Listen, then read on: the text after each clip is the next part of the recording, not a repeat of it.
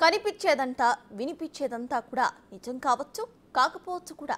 అవును, ప్రచారాల ప్రభావం ఎలా ఉన్నా కూడా క్షేత్రస్థాయిలో అసలు నిజాలు చాలా వేరుగా ఉండవచ్చు. ఇప్పుడు లోక్సభ ఎన్నికల వేళ బీజేపీకి సంబంధించి అసలు నిజాలు బయటపడుతున్నాయనే టాక్ వినిపిస్తోంది. అయితే 400 సీట్లు వస్తాయని చెబుతున్న ప్రధాని మోదీ మాటల వెనుక వాస్తవాలు వేరుగా ఉన్నాయా? బీజేపీకి పెట్టని కోటగా భావిస్తున్న నార్త్ ఇండియాలో వ్యతిరేకత పెరుగుతోందా? బీజేపీ నేతల మీద ప్రజలు ఎందుకు ఆగ్రహం వ్యక్తం చేస్తున్నారు? పైకి ప్రచారం ఒకలా జరుగుతున్నా కూడా వాస్తవాలు మాత్రం వేరేలా ఉన్నాయా? Let's focus.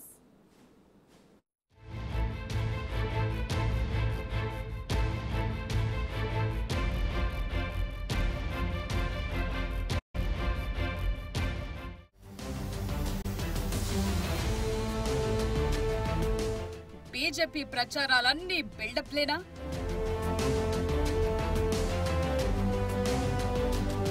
క్షేత్ర స్థాయిలో నిజాలు వేరుగా ఉన్నాయా?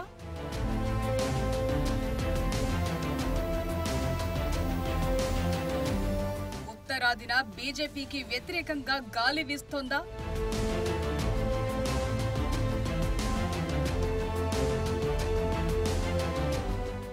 అందుకే సౌత్ లో సీట్లపై బీజేపీ దృష్టి పెట్టిందా?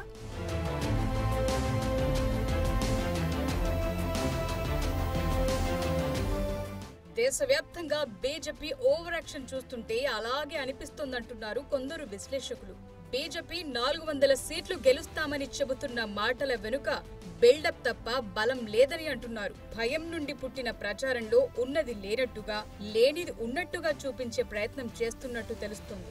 ఒకవైపు రాబోయేది మోదీయే అని, ఇది మోదీ గ్యారంటీ ఫ్యాక్టర్ అని బీజేపీ నేతలతో పాటు మోదీ కూడా మోత మోగిస్తుంటే, క్షేత్ర స్థాయిలో పరిస్థితి వేరుగా ఉందని కొన్ని నివేదికలు వెల్లడిస్తున్నాయి. ఇప్పటి వరకు వచ్చిన ప్రీపోల్ సర్వేలన్నీ మోదీ మూడోసారి గద్దెనెక్కుతాడని చెబుతుంటే, ఇదేంటి అలా జరగదని చెబుతున్నారు అనుకోవద్దు. మోదీ గెలుపు సంగతి అటుంచితే బీజేపీకి వ్యతిరేక పవనాలు మెండుగా ఉన్నాయన్నది ఇక్కడ అసలు పాయింట్. ఉత్తరాదిలో బీజేపీ క్లీన్ స్వీప్ చేస్తుందన్న మాటలు ఉత్తుత్తి మాటలేనని నిపుణుల అభిప్రాయం. దానికి ఇటీవలి కాలంలో ఉత్తరాది వ్యాప్తంగా జరుగుతోన్న నిరసనలే సాక్ష్యాలని అంటున్నారు. గుజరాత్, పశ్చిమ బెంగాల్, హర్యానా, పంజాబ్, రాజస్థాన్ ఇలా చాలా రాష్ట్రాల్లో బీజేపీ అభ్యర్థులకు నిరసన సెగలు తగులుతున్నాయి.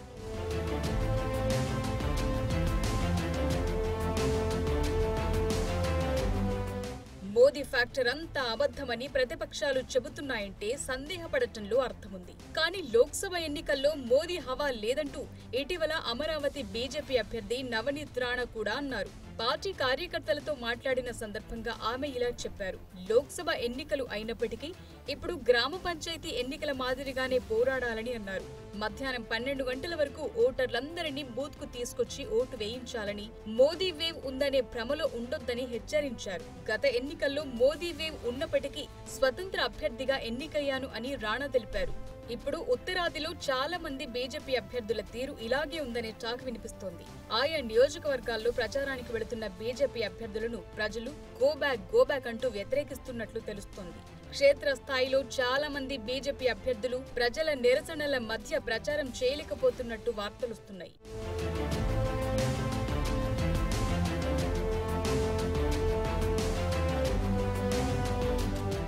నిజానికి గత లోక్సభ ఎన్నికల్లో బీజేపీకి ఎక్కువ సీట్లే వచ్చాయి. 303 సీట్లతో బీజేపీ మెజార్టీ సాధించింది. అలాగే ఎన్డీఏ కూటమి 47 సీట్లు సాధించింది. రాజస్థాన్ లో 25 సీట్లకు 25 బీజేపీకే దక్కాయి. మధ్యప్రదేశ్ లో 29 సీట్లకు గాను 28 సీట్లు తెచ్చుకుంది. బీహార్ లో 40 సీట్లకు 33 సీట్లు ఎన్డీఏ కూటమికొచ్చాయి. హర్యానాలో 10 సీట్లలో 10 సీట్లు, జార్ఖండ్ లో 14 సీట్లకు 11 సీట్లు, ఢిల్లీలో 7 సీట్లకు 7, గుజరాత్ లో 26 సీట్లకు 26, యూపీలో 80 సీట్లకు 62, మహారాష్ట్రలో 48 సీట్లకు 41, పశ్చిమ బెంగాల్లో 42 సీట్లకు 18, కర్ణాటక 28 సీట్లుంటే 25 సీట్లు బీజేపీ దక్కించుకుంది. ఇలా అనేక రాష్ట్రాల్లో బీజేపీకి సీట్లొచ్చాయి. ఇప్పుడు కూడా అవే సీట్లు వచ్చే అవకాశం లేకపోలేదు. కానీ ఇంతకంటే సీట్లు పెరుగుతాయా అంటే మాత్రం బీజేపీకి రావాల్సిన సీట్లు వచ్చేశాయి. అంతకు మించి పెరిగే అవకాశమే లేదనేది రాజకీయ విశ్లేషకుల వాదన.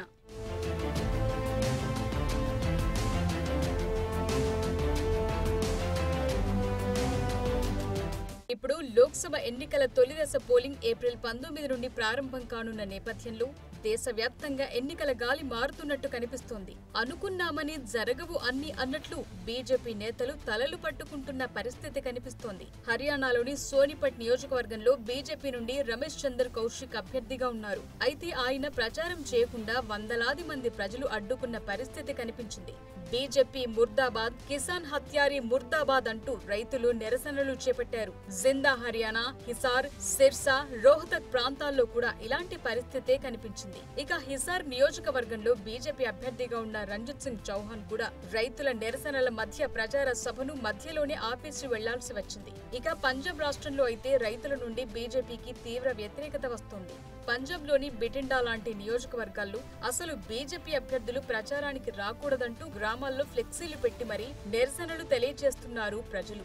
అలాగే ఫరీద్కోట్ నియోజకవర్గంలో అభ్యర్థి పాపులర్ అయినప్పటికీ ఆయన్ను కూడా రైతులు ప్రచారం చేయనీయకుండా అడ్డుకుంటున్నారు. అమృత్సర్లో కూడా ఇదే పరిస్థితి కనిపిస్తోంది.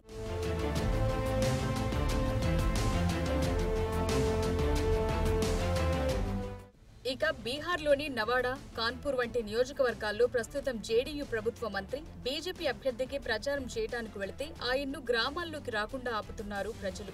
ఇదే పరిస్థితి రాజస్థాన్లోని దౌసా అనే నియోజకవర్గంలోనూ కనిపిస్తోంది. అంతెందుకు, మోదీ, అమిత్ షా సొంత రాష్ట్రం గుజరాత్లోనూ బీజేపీకి వ్యతిరేకంగా నిరసనలు వెల్లువెత్తుతున్నాయి. ప్రస్తుత కేంద్ర మంత్రి పురుషోత్తం రూపాల భారీ నిరసనలు ఎదుర్కొంటున్నారు. రాజ్పుత్లపై ఆయన చేసిన వ్యాఖ్యల వల్ల ఆ కమ్యూనిటీ మొత్తం ఆయనకు వ్యతిరేకంగా సభలు నిర్వహిస్తున్నారు. ఆయన్ను ఓడించడానికే పనిచేస్తామని బహిరంగ సభల్లో వేల కొలది ప్రజలు ప్రతిజ్ఞలు చేస్తున్నారు. ఆయన అభ్యర్థిత్వాన్ని బీజేపీ వెనక్కు తీసుకోకపోతే దేశవ్యాప్తంగా బీజేపీకి వ్యతిరేకంగా పనిచేస్తామని హెచ్చరిస్తున్నారు. ఇక గుజరాత్లోనూ సురేంద్రనగర్ నియోజకవర్గంలోనూ ఇదే పరిస్థితి నెలకొంది. ఇక ఈ రాజ్పుత్ నాయకులంతా ఉత్తరప్రదేశ్లోని మీరట్, సహరన్పూర్ వంటి ప్రాంతాల్లో భారీ సభలు పెట్టి మరీ బీజేపీకి ఓటు వేయొద్దంటూ ప్రచారం చేస్తున్నారు.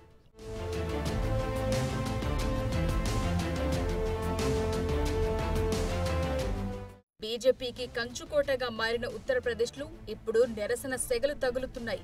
మోదీ చెబుతున్న జనాదరణ మాటకు విరుద్ధంగా పరిస్థితులు మారుతున్నాయి. పశ్చిమ యూపీలో జార్జ్ బెల్ట్, గుజ్జర్ బెల్ట్ కంటే ఎక్కువగా ఉన్న రాజ్పుతులు బీజేపీపై తిరుగుబాటు చేస్తున్నారు. ముస్లింలు, షెడ్యూల్డ్ కులాల తరువాత పశ్చిమ యూపీ వ్యాప్తంగా రాజ్పుతులు అతిపెద్ద కమ్యూనిటీ.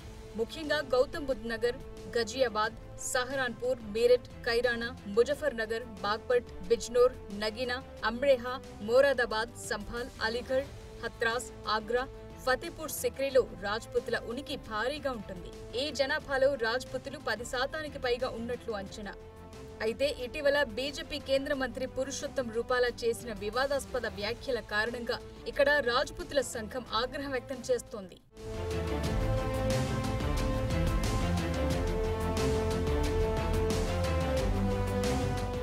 రాజ్పుతులు కొన్నేళ్లుగా బీజేపీకి విధేయులుగా ఉన్నప్పటికీ పశ్చిమ ఉత్తరప్రదేశ్లో కేవలం ఒక సీట్నే కేటాయిస్తున్నారని వారు ఆరోపిస్తున్నారు. వీరిలో ఎక్కువ మంది ఆర్మీలో ఉద్యోగాలకు వెళతారు. అయితే బీజేపీ తీసుకొచ్చిన అగ్నిపథ్ స్కీమ్ ఆర్మీ సిబ్బంది తగ్గుదలకు కారణమైంది. ఈడబ్ల్యూఎస్ సడలింపు వంటి సమస్య కూడా వీరిని బాధిస్తోంది. దీంతో బీజేపీకి వ్యతిరేకంగా రాజ్పుతులు పెద్ద ఎత్తున సమావేశాలు నిర్వహిస్తున్నారు. తమ కమ్యూనిటీకి సరైన ప్రాతినిధ్యం ఇవ్వకపోతే దేశవ్యాప్తంగా ఉన్న రాజ్పుతులందరూ బీజేపీకి ఓటు వెయ్యరంటూ ఇప్పటికే తీర్మానం తీసుకున్నారు. అయితే రాజ్పుతుల ప్రభావం మిగిలిన కమ్యూనిటీలపై కూడా ఉండటంతో బీజేపీ వారి నుండి కూడా వ్యతిరేకతను ఎదుర్కొనే పరిస్థితి వచ్చింది.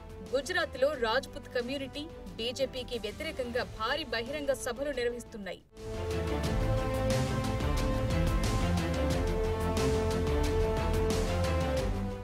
దేశవ్యాప్తంగా ఒకవైపు బీజేపీ నాయకులు 370 సీట్లు, 400 సీట్లు వస్తాయంటూ ప్రచారం చేసుకుంటుంటే క్షేత్రస్థాయిలో నిజాలు వేరుగా కనిపిస్తున్నాయి. ఒక విధంగా ఈసారి బీజేపీకి గతంలో వచ్చినన్ని సీట్లు కూడా రావనే బాధనుంది. ఉత్తరాదిలో బీజేపీకి వ్యతిరేకత పెరుగుతుంది కాబట్టి బీజేపీ అధిష్టానం ఈ ఎన్నికల్లో పొత్తుల కోసం తీవ్రంగా ప్రయత్నించిందని కొందరంటుంటే, మరోవైపు ఈ ఎన్నికల్లో బీజేపీకి సొంతంగా మెజార్టీ సీట్లు కూడా రావని కొందరు చెబుతున్నారు.